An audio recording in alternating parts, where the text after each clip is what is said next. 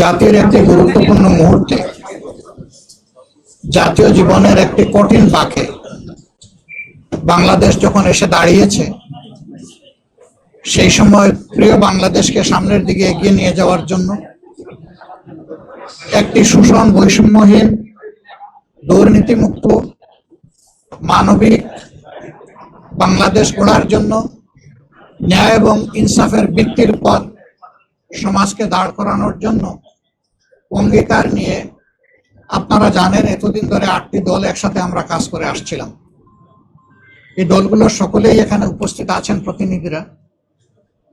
তার সাথে আলহামদুলিল্লাহ আজকে আরো 2টি দল আমাদের সাথে সম্পৃক্ত হয়েছে।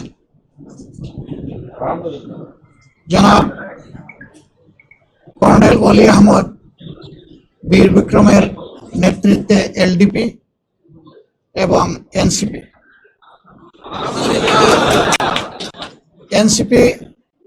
একটু আগে আমাদের সাথে তাদের বৈঠকটা সমাপ্ত হয়েছে। তারা এই বৈঠকে আসার সময় এবং সুযোগটা পাননি। তাছাড়াও দলীয় পরিসরে তারা একটা মিটিং করে আজকে রাত্রেই আমাদেরকে তারা জানিয়েছেন যে তাদের এখানে সম্পৃক্ততার ব্যাপারটা তারা আপনাদেরকে পরিষ্কার জানিয়ে দেবেন ইনশাআল্লাহ। তাদের আহ্বায়ক নাহিদ ইসলাম সরাসরি কথা বলেছেন আমাদের সকলের সাথে, আমরা উপস্থিত ছিলাম এবং তিনি তাদের সিদ্ধান্ত আমাদেরকে অবহিত করেছেন। তারা আরেকটি প্রেস কনফারেন্স করে তাদের সিদ্ধান্ত আপনাদেরকে ইনশাআল্লাহ জানিয়ে দেবে। আমরা কিসের ভিত্তিতে একত্রিত হয়েছে, আমাদের লক্ষ্যের কথা আমরা বলেছি। এটা আমাদের একটি মজবুত নির্বাচনী সমঝোতা। সারা বাংলাদেশের 300 আসনে আমরা বসে নিজেদের মধ্যে আলাপ আলোচনার মধ্য দিয়ে বিভিন্ন আসন আমাদের মধ্যে আমরা নির্ধারণ করেছি। যেহেতু 2টা দল একেবারে শেষ পর্যায়ে এসে আমাদের সাথে তারা মিলিত হয়েছেন, আরো অনেকগুলা দল তারা আগ্রহী ছিলেন, বাট এই প্রক্রিয়া এই মুহূর্তে এখানে সম্পৃক্ত করা আমাদের জন্য খুবই দুরূহ হয়ে গেছে। অনেকের আগ্রহ থাকা সত্ত্বেও আমরা সেভাবে তাদেরকে সম্পৃক্ত করতে পারছি না। আমরা তাদের কাছে দুঃখ প্রকাশ করছি, কিন্তু জাতীয় জীবনে ইনশাআল্লাহ আমরা তাদের সাথে একসাথে কাজ করব এই জাতিকে গড়ার জন্য ইনশাআল্লাহ। আমাদের আসন সমঝোতা অলমোস্ট কমপ্লিট। সামান্য একটু বিষয় যেগুলো রয়েছে আমরা আশা করছি এটা নমিনেশন ফাইল করার পরই আমরা সেটাও ইনশাআল্লাহ আলাপ আলোচনার ভিত্তিতে সুন্দরভাবে সমাধান করতে পারবো। আপনারা দোয়া করবেন, এই ক্ষেত্রে কোনো সমস্যা হবে না। এই ব্যাপারে আমরা খুবই আস্থাশীল। সাংবাদিক বন্ধুগণ, আপনারা জাতির বিবেক এবং মিডিয়া জাতির দর্পণ। আমরা কোন পর্যায়ে চলে গিয়েছিলাম আমরা সবাই জানি। আল্লাহ তাআলার বিশেষ মেহেরবানি 24-এর গণবিপ্লবের মধ্য দিয়ে, গণ আন্দোলন, গণ অভ্যুত্থান যেভাবে বলুন, তার মধ্য দিয়ে কার্যত এই জাতি স্বস্তির নিঃশ্বাস ফেলেছে এবং নতুন করে একটা আজাদির আশা উত্তরে পোষণ করছে। এই বিপ্লব পরিপূর্ণতা পেয়েছে 24-এ এসে, কিন্তু ত্যাগ এবং কুরবানি শুরু হয়েছে 2009 সাল থেকে। তৎকালীন বিডিআর এর সদর দপ্তর পিলখানায় যে মর্মান্তিক হত্যাকাণ্ড সংঘটিত হয়েছিল, যেখানে বাংলাদেশের কমিটেড 57 জন অফিসার তাদের জীবন দিয়েছিলেন। এরপরে একের পর এক বিভিন্ন দল, আলেমা, সিভিল সোসাইটি, সাংবাদিক সমাজ, এক কথা কেউ বাকি নাই, সকলের উপরেই নির্যাতন নিপীড়ন গিয়েছে।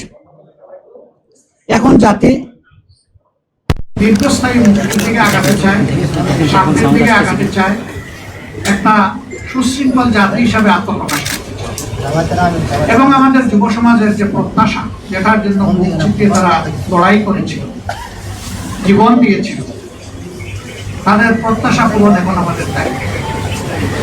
আমরা আজকে মহান রবের দরবারে সেই সমস্ত আল্লাহর বান্দাদের জন্য দোয়া করছি যারা জুলুমের হাত থেকে দেশকে বের করে আনার জন্য লড়াই করে জীবন দিয়ে দুনিয়া থেকে বিদায় নিয়েছেন।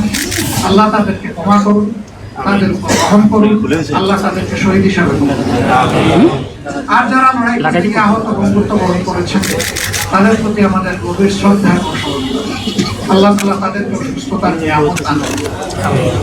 এত মানুষের লড়াই, সংগ্রাম, আত্মত্যাগ এর মধ্য আজকে জাতি যে জায়গায় এসে উপনীত হয়েছে, ঠিক 1.5 মাসের চাইতেও কম সময় আমাদের হাতে রয়েছে জাতীয় নির্বাচন অনুষ্ঠানের। আমরা অঙ্গীকারবদ্ধ এই নির্বাচনকে সুষ্ঠু করতে, গ্রহণযোগ্য করতে আমাদের পক্ষ থেকে আমরা সর্বাত্মক সহযোগিতা করব এবং আমরা চাই নির্বাচনের যে তারিখ ঘোষণা হয়েছে তার কোনো হেরফের না হয়ে এই তারিখেই নির্বাচনটা অনুষ্ঠিত হবে। আপনাদেরও সহযোগিতা এই ব্যাপারে খুবই প্রয়োজন। আমরা আশা করছি সরকার একটা সুষ্ঠু নির্বাচনের জন্য তাদের যে করণীয়, নির্বাচন কমিশন এবং সরকার সেই দায়িত্ব তারা পালন করবে।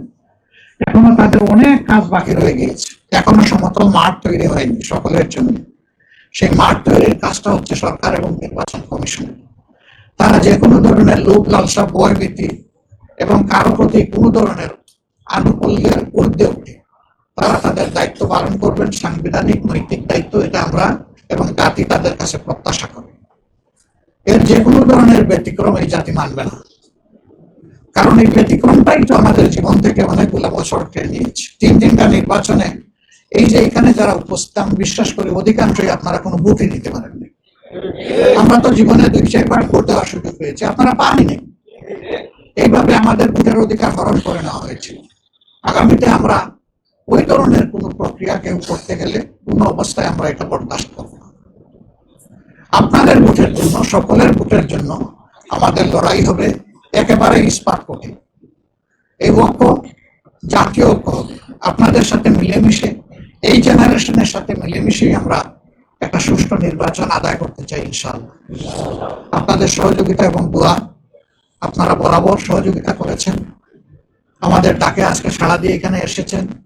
খুব কম সময়ে আপনারা দাওয়াত পেয়ে রেসপন্স করেছেন।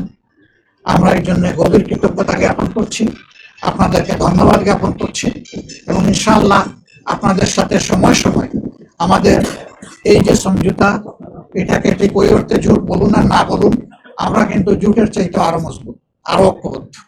এটা নিয়ে আমরা আগাবো। আপনাদের সহযোগিতা আমাদের সাথে থাকবে, জাতীয় স্বার্থে, দেশের স্বার্থে, মানুষের স্বার্থে, মানবতার স্বার্থে, দিনের স্বার্থে। সবাইকে ধন্যবাদ। সবাই ভালো থাকবেন, আল্লাহ তাআলা সবাইকে ভালো রাখুন। জানবেন, ডিটেইলসটা জানবেন, আমি বলছি অল্প একটু আমাদের বাকি আছে, আমরা অতি সত্বর আপনাদেরকে তা স্পষ্ট করে দেবো ইনশাআল্লাহ।